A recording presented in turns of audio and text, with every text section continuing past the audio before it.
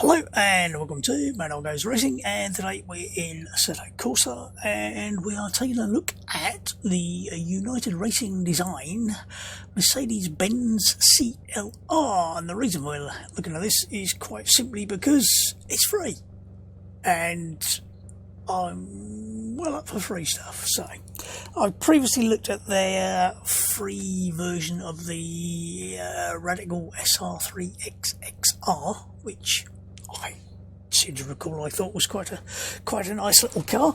Well, we'll start off by having a quick look in the showroom at this.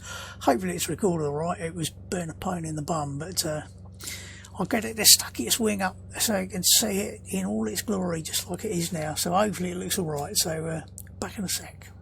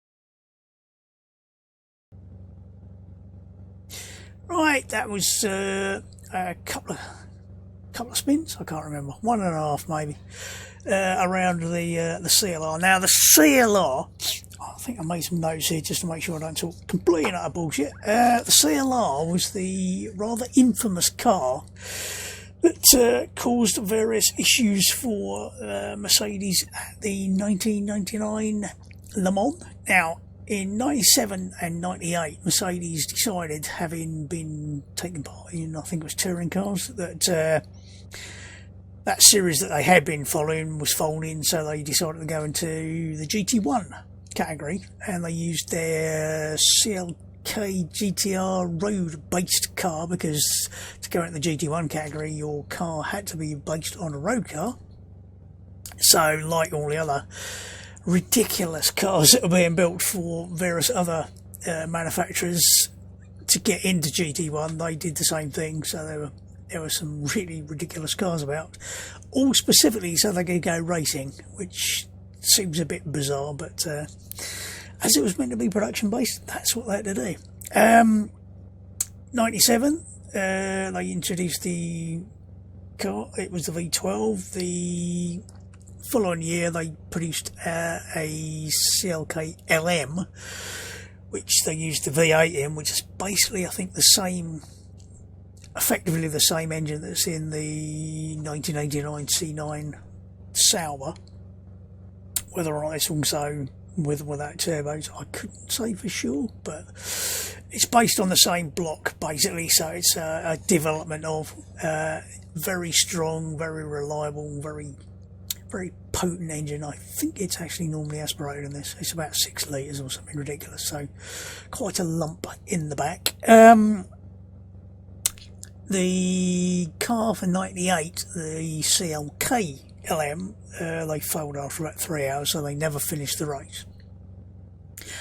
They actually won with their CLKs every single round of the GT1 championship in 98, and basically all the other manufacturers went, fuck this, we're going, because basically I think they were pissed off because Mercedes won everything. So basically the FIA pulled the plug on the GT1 championship, and the ACO decided they would change the rules for Le Mans, so they weren't going to allow the GT1 class cars anymore, and they introduced the, what was it called, LMGTP Grand Touring Prototypes. I think it's actually what they've gone back to now, isn't it? The GTP. Is that what they're called, the latest class? I can't remember. There's so many damn classes. For this, Mercedes actually came up with a new car, the CLR, not production based, although it had some similarities to the CLK. It's lower, it's slightly longer, and it's again using that V8 engine.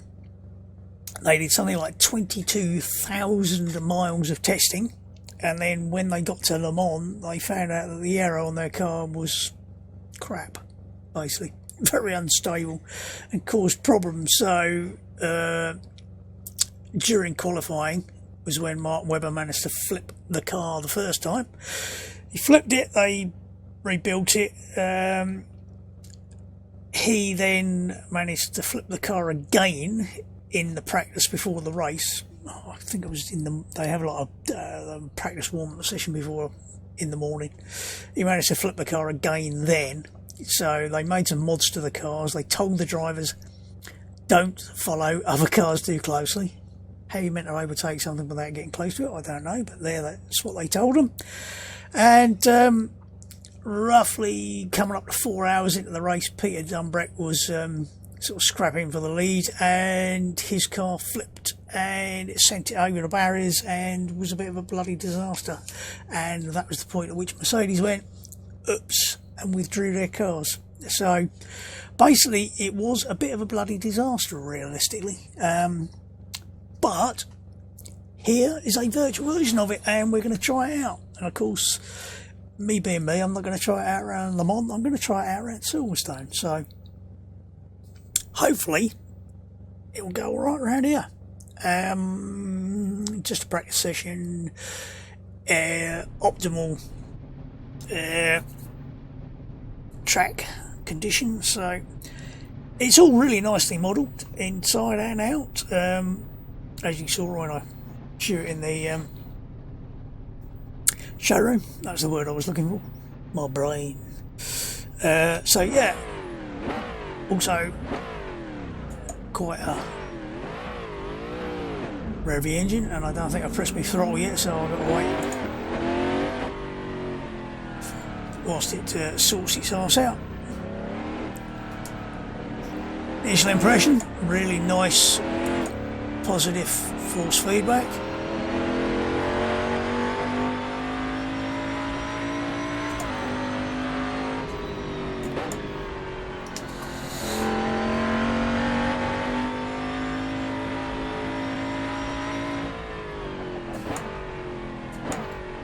Not sure it's got any electronics for ABS or anything. I don't think it has.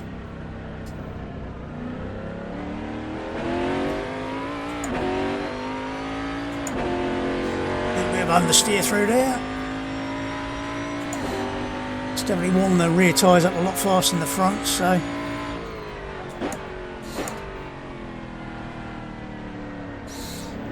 feel the don't know if you could hear it or not, but just start to feel the fronts locking up a bit there. So having a little bit of a front end push with the fronts being cold and the rear's warming up nicely. But a little bit of an odd reaction on the curb there, but not too bad. Again, sounds lovely. I do like the sound of this V8 in the things like the Sauber.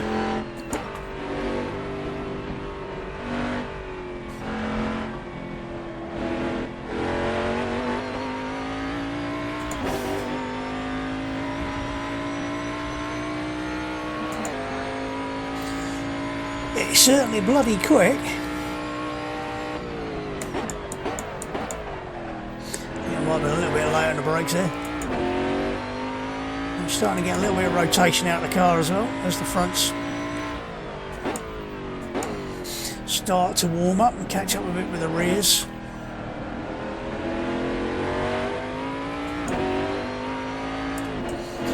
Nope, still pushing a bit there. That's definitely a corner that will show you whether or not you got an understeery car, because it's always very easy to push through that particular corner.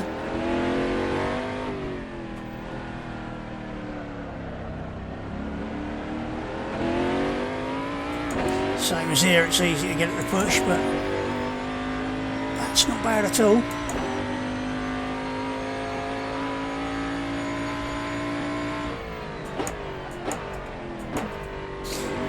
Trail brakes really nicely.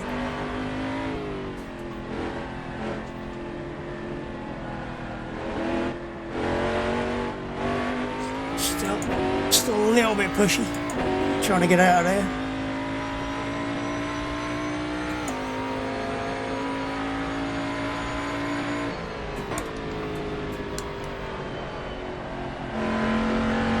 A bit wide.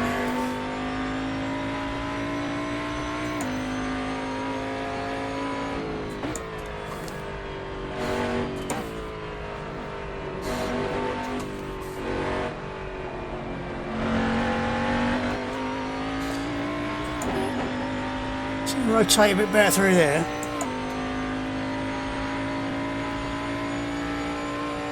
I don't know what it's comparing my time to.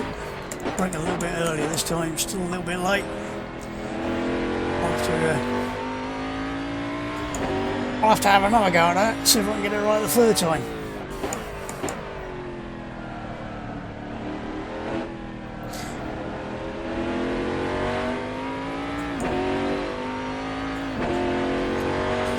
Starting to get a bit better in terms of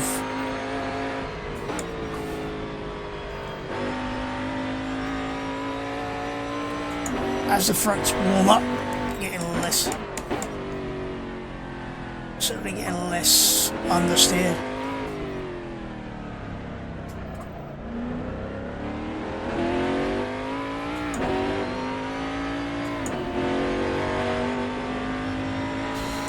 My foot slipping on the throttle there. Right.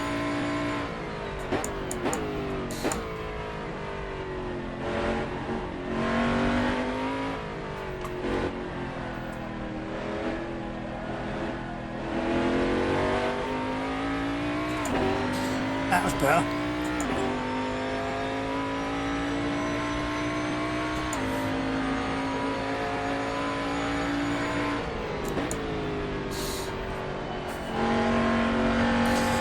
Keep it legal this time, just about.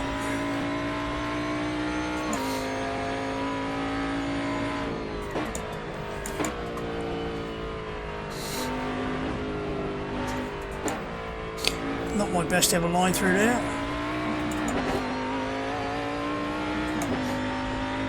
In fact, that was a terrible line through there. Pushed a bit too much through the first section of the corner, so I ended up having to chase it all the way through the rest of the corner. Much better there, braked a bit earlier.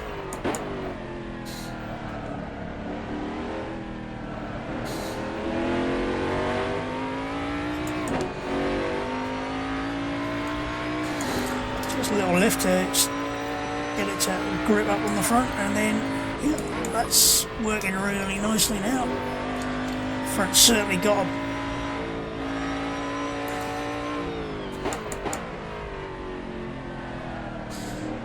a reasonable amount of bite to it.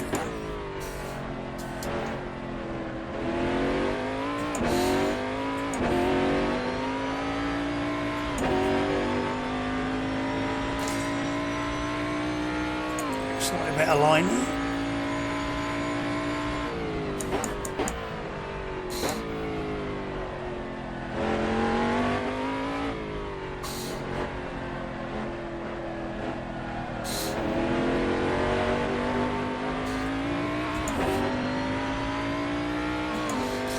Yeah, once the tyres are worn up, it seems like it loses that little bit of push, and it's much better balanced, which is good.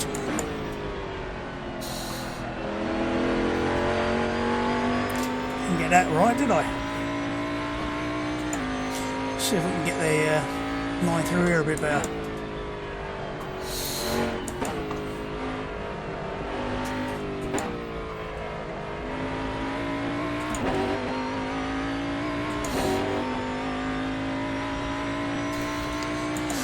I think 55 mid is going to be about my limit, unless we find a little bit here.